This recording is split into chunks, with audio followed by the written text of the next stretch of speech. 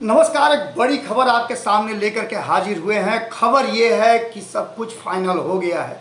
Bharatiya Janata party back foot पर है और नीतीश कुमार ने भारतीय जनता पार्टी को अपने संख्या बल का एहसास करा दिया है।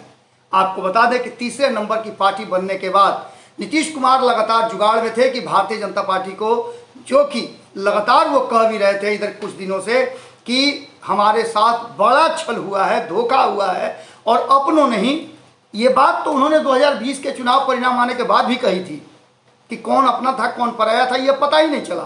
इसके बाद आपको पता होगा कि उनकी पार्टी के राष्ट्रीय अध्यक्ष ललन सिंह ने स्पष्ट तरीके से कहा था कि हमारे साथ एक बार फिर छल करने की कोशिश की जा रही थी और चिराग मॉडल को अपनाने का प्रयास किया जा रहा था।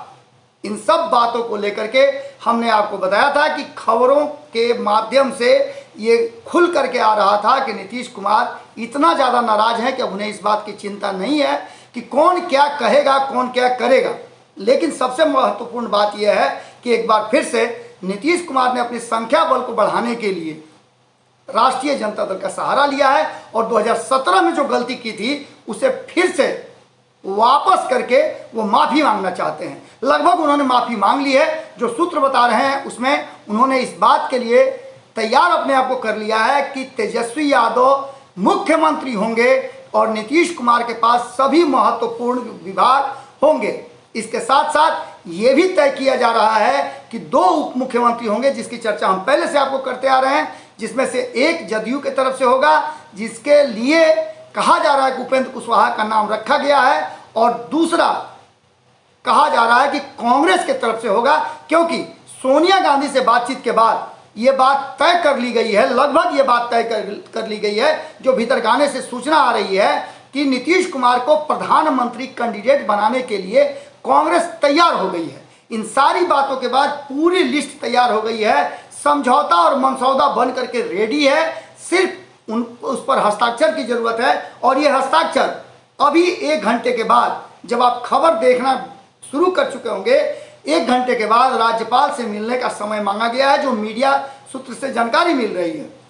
आपको बता दें कि इन सब के बीच में हमने आपको पिछली खबर में बताया था कि किस तरह से भारतीय जनता पार्टी ने अपने सभी विधायकों को दिल्ली तलब किया, माफ कीजिएगा सभी मंत्रियों को जो नीतीश सरकार में है दिल्ली तलब किया है।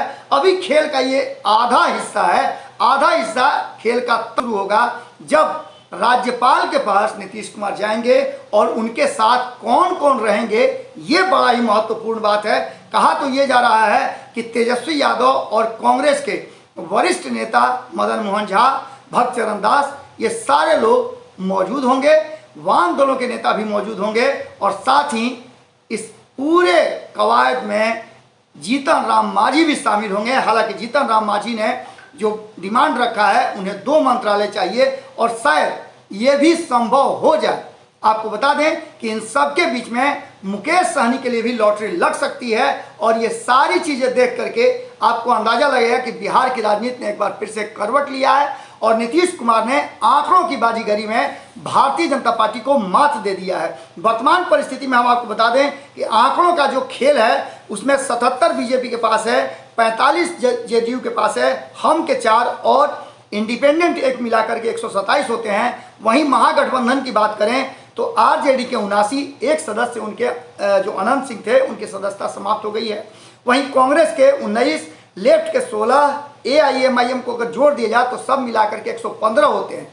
लेकिन इस आंकड़े को नीतीश कुमार ने बदल दिया है। कैसे बदला है? तो ये आंकड़ा 165 का हो गया है, जिसमें आरजेडी के 79, इंडिपेंडेंट 1, 45 जेडीयू के, 19 कांग्रेस के, 16 लेफ्ट के, 4 हिंदुस्तानी अवाम पार्टी के और 1 एआईएमआईएम के सदस्य इस सरकार का हिस्सा बनेंगे, जिसमें राष्ट्रीय जनता दल लीड करेगा, उसी के नेता होंगे और भारतीय जनता पार्टी मात्र 77 सीटों के साथ अब विपक्ष का हिस्सा होगी। लेकिन इन सब के बीच में अभी खेल का ये आधा हिस्सा है, अंतिम समय में बाजी पलट सकती है, ये भी बात इनकार नहीं किया जा सकता है। हालांकि नीतीश कुमार ने, जैसी कि जानकारी मिल रही है सूत्रों से, उसके अनुसार राज्यपाल से समय मांग लिया है। देखना होगा कि कौन कौन उनके साथ राज्यपाल भवन जाता है, इससे क्लियर हो जाएगा कि आने वाले 24 घंटे के अंदर में बिहार में कैसी सरकार रहेगी, क्या कुछ होगा। जुड़े रहिएगा भारत लाइव के साथ, हमारी नज़र बनी हुई है। और इस टर्निंग पॉइंट में एक बात तो कहा जा सकता है कि लालू इज बैक। अगर ये वीडियो पसंद आई और वह बिहार के राजनीति और बिहारियत से सरोकार रखेनी तो सब्सक्राइब बटन दबा के चैनल के सब्सक्राइब कर ली। ओजे एगो घंटी बा, ओकरा बटन दबा देला से कुल सटीक और मारक खबर रुआ मुफ्त में मिल जाई। अगर रुआ पत्रकारिता के हमनी के नया प्रयोग में सहयोग कर चाहतानी तो ज्वाइन बटन दबा दी। पेटीएम नंबर नोट कर ली 9386816700। धन्यवाद।